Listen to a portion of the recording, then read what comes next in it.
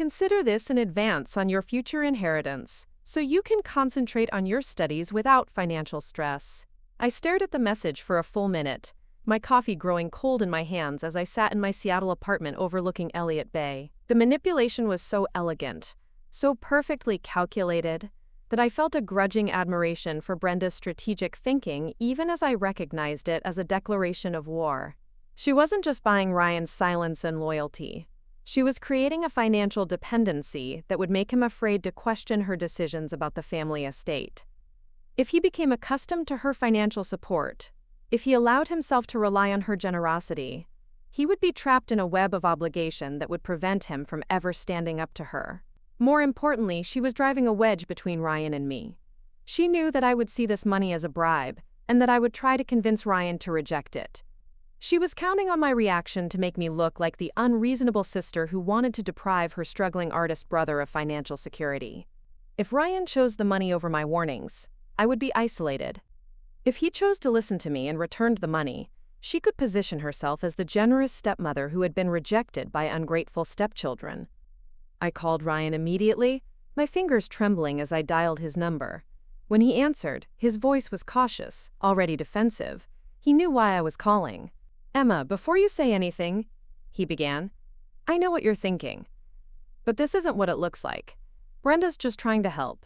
She knows I've been struggling with rent and art supplies, and she thought this would take some pressure off so I can focus on my thesis project." "Ryan," I said, trying to keep my voice calm and reasonable, "that money comes with strings attached. She's not helping you out of kindness. She's creating a situation where you'll feel obligated to support her decisions about Dad's estate. Once you accept this money, you'll never be able to oppose her without feeling like you're biting the hand that feeds you." There was a long pause before Ryan responded, and when he did, his voice was tired and frustrated. "Emma, I can't afford to turn down $50,000 based on conspiracy theories. I'm barely keeping my head above water here. My rent alone is $3,000 a month, and I've got student loans, art supplies, exhibition fees. I can't survive on principles alone." The conversation continued for an hour, but I could hear that I had already lost. Ryan wasn't making this decision based on trust or family loyalty. He was making it based on financial desperation, and Brenda had calculated that desperation perfectly. She knew exactly how much money would be impossible for a struggling graduate student to refuse, and she knew that once he accepted it, he would rationalize her motives rather than acknowledge that he had been bought.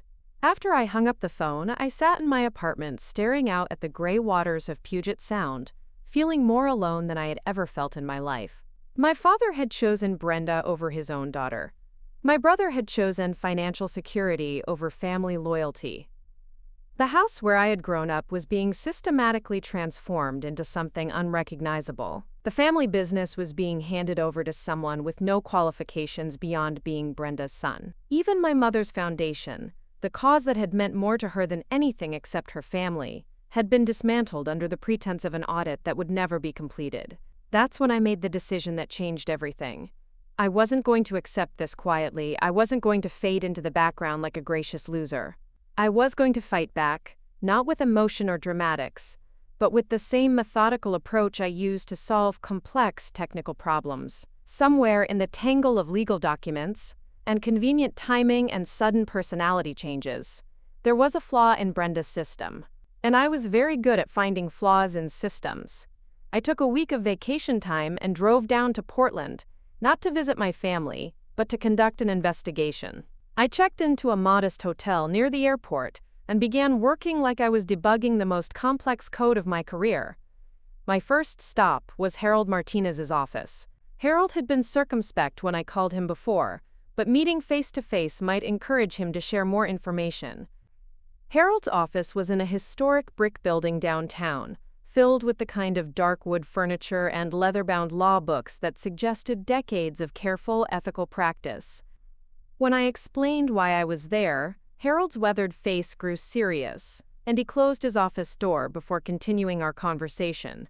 "Emma," he said, settling into his chair with the care of a man who had been carrying a heavy burden, "I've been hoping you would come to see me. There are things I've wanted to tell you, but attorney-client privilege prevented me from reaching out directly."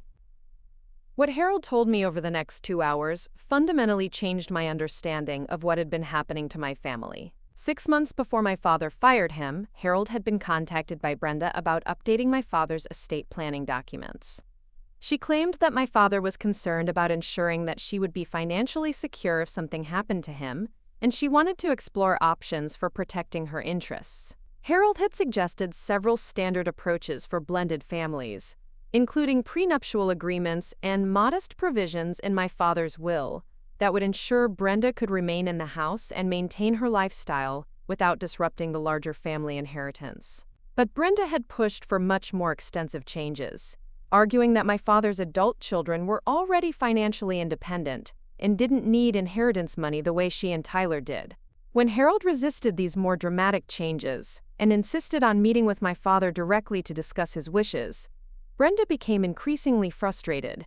She began questioning Harold's competence, suggesting that he was too old-fashioned to understand modern estate planning strategies. She brought in Peterson for a second opinion and gradually convinced my father that Harold's conservative approach wasn't adequate for their complex family situation. The final break came when Harold refused to draft documents that he believed did not reflect my father's true wishes. In Harold's professional opinion, my father was being unduly influenced by his new wife, and the proposed changes to his will were so dramatic that they suggested either a fundamental change in his values or external pressure that compromised his decision-making ability.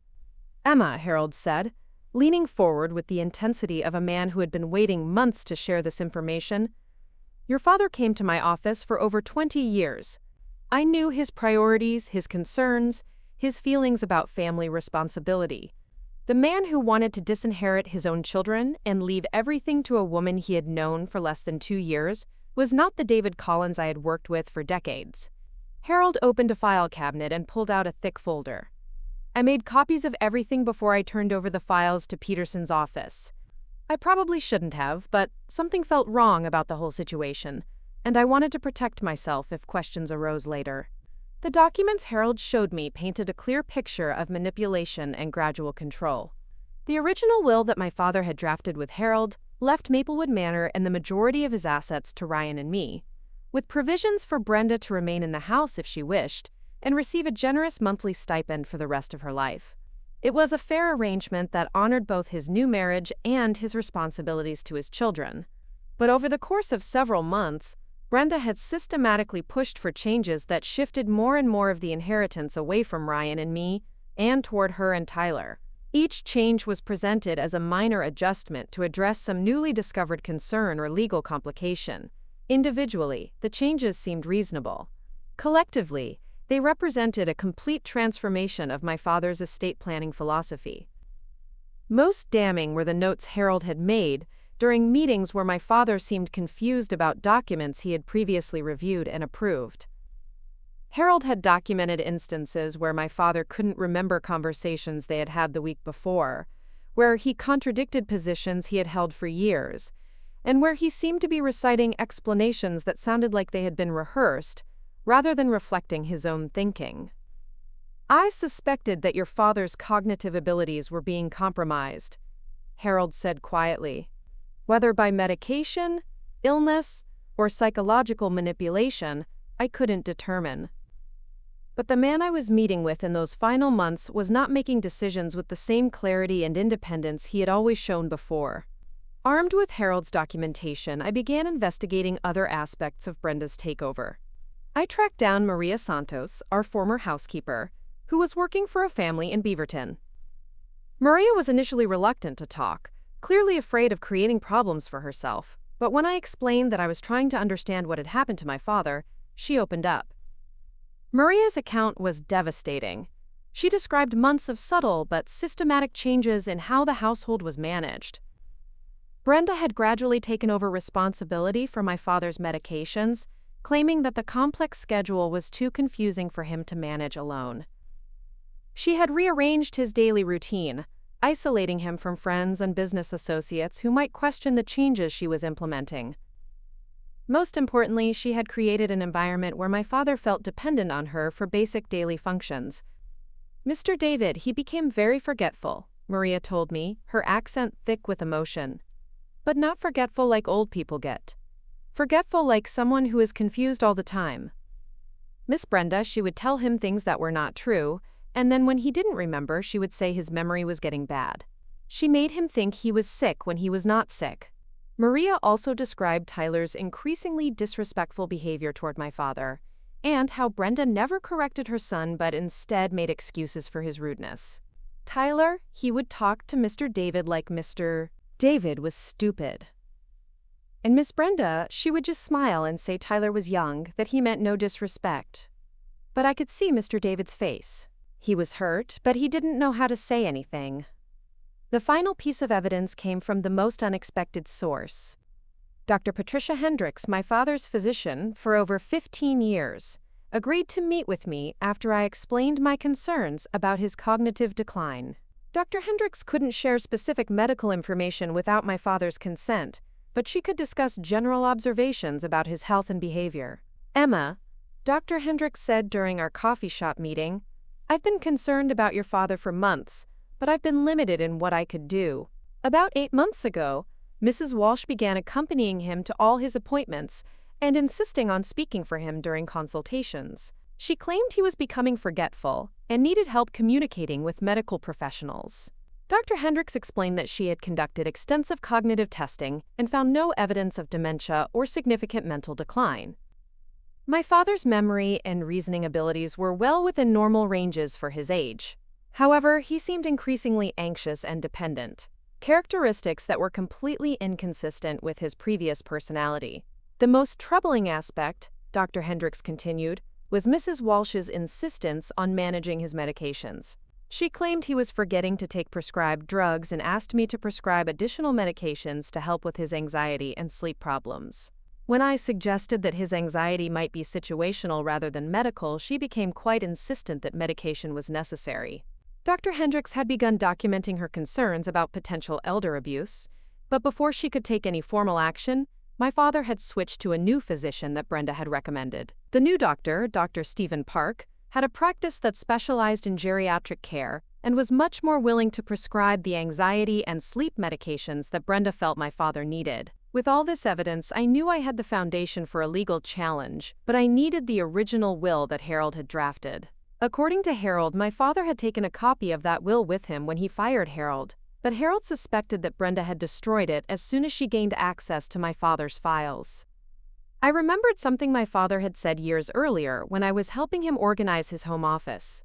He was a man who had grown up during the Depression, and he never trusted banks or lawyers to be the only guardians of important documents. "Emma," he had said, "a smart man always keeps his most important papers where he can get to them quickly, but where nobody else would think to look." The breakthrough came when I was walking through the gardens at Maplewood Manor during one of my visits, trying to remember exactly where my father might have hidden something important.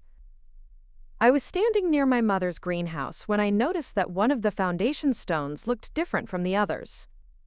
It was the same size and color, but it seemed to sit slightly higher than the stones around it. When I examined it more closely, I discovered that it wasn't actually a stone at all. It was a carefully crafted concrete hiding place that my father had created to store emergency cash and important documents. Inside the waterproof container, I found exactly what I was looking for: the original will that Harold had drafted, along with a handwritten note from my father explaining that he was hiding the document because he was afraid Brenda might try to destroy it. The note, written in my father's distinctive handwriting, was dated just 2 weeks before he fired Harold Martinez. It read, "If something happens to me and this will is needed, Emma will know where to find it. She understands that family means taking care of each other, not just taking what you can get. Brenda thinks I don't see what she's doing, but I'm not as confused as she wants everyone to believe. I'm just too tired to fight anymore." The court hearing was scheduled for a Thursday morning in early March. I sat beside Harold Martinez in the Multnomah County Courthouse, wearing my most professional Navy suit and carrying a briefcase full of evidence that would either restore my family's legacy or confirm that Brenda's manipulation had been too thorough to overcome. Brenda arrived with Peterson and a team of associates, clearly confident that they had covered all possible challenges to their fraudulent will. She was dressed in elegant black, playing the role of the grieving widow who was being harassed by greedy stepchildren. Tyler sat behind her, looking bored and checking his phone periodically, obviously expecting this hearing to be a brief formality before he could claim his inheritance. Judge Margaret Chen, a respected jurist with decades of experience in family law cases, listened patiently as Peterson presented his argument that the will Brenda had submitted represented my father's final wishes and should be honored despite the family conflict it had created. Peterson painted me as a bitter daughter who couldn't accept her father's remarriage and was trying to use legal technicalities to overturn his legitimate estate planning decisions. When it was Harold's turn to present our case, he stood up with the calm confidence of a lawyer who knew he was about to expose a fraud. He began by submitting the original will we had found in the garden, along with my father's handwritten note explaining why he had hidden it. He then presented Dr. Hendricks's medical records, showing that my father had no cognitive impairment that would prevent him from making competent legal decisions. The most damaging evidence came when Harold played a recording that he had made during one of his final meetings with my father and Brenda. Harold had been concerned enough about the situation to document the meeting, and the recording clearly showed Brenda coaching my father on what to say and interrupting him whenever he tried to express his own opinions. On the recording, my father's voice was hesitant and confused as he tried to explain why he wanted to change his will. But whenever he paused or seemed uncertain, Brenda's voice could be heard prompting him with specific phrases and explanations. The contrast between my father's natural speaking patterns and the rehearsed language he used when discussing the will changes was obvious to everyone in the courtroom. Harold also presented Maria Santos's testimony about the changes in my father's behavior and medication schedule, along with financial records showing that Brenda had gradually gained control over all of my father's bank accounts and business decisions. The pattern of isolation and control was unmistakable. When Peterson tried to cross-examine our witnesses, his questions revealed that he had no real knowledge of my father's historical values or decision-making patterns. He was working entirely from the narrative that Brenda had provided, and when that narrative was challenged with factual evidence, he had no alternative explanation to offer. The turning point came when Judge Chen asked to speak with my father directly. David Collins took the witness stand looking frail and confused, but when Judge Chen asked him simple questions about his family and his wishes, his answers were clear and consistent. He wanted Ryan and me to inherit the family home and business. He wanted Brenda to be financially secure, but he didn't want to disinherit his own children. Most importantly, when Judge Chen asked him directly whether he remembered signing the will that Peterson had submitted, my father looked genuinely puzzled. "I remember talking about different options," he said slowly, "but I thought we were just discussing possibilities. I didn't realize I was signing final documents." Judge Chen's ruling was swift and decisive. She declared that the will Peterson had submitted was invalid due to undue influence and lack of testamentary capacity. The original will that Harold had drafted was reinstated as my father's legitimate final testament. Brenda's claims to the majority of the estate were rejected, and she was ordered to account for all family assets that she had already transferred to her control.